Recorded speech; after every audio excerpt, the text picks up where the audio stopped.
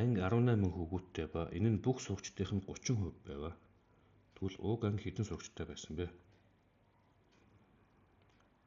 За уг ангийн сурагчдын тоог x гэж үзэх юм бол тэр x-ийн 30% гэхээр 100%-аас 30 нь 18-тай тэнцүү гэсэн үг болно. Энэ чинь бол өөрөө нэг 30% гэсэн үг байна шүү дээ. За эндээс x-ийг олохын тулд яах вэ гэхээр 2 талыг 100-аар үржүүлчихээр энэ доор байсан 100 байхгүй чинь 2 талыг 100-аар үржүүлчихээр харин тэнцвүүгийн тэмдэгний наадталд 18-ыг үржих нь 100 гэдэг байна. За x-ийг олох гэж байгаа учраас үржээд байгаа энэ 30-ыг алах болох хэрэгтэй. Тэгэхэд тулд 2 талыг нь 30 хуваана.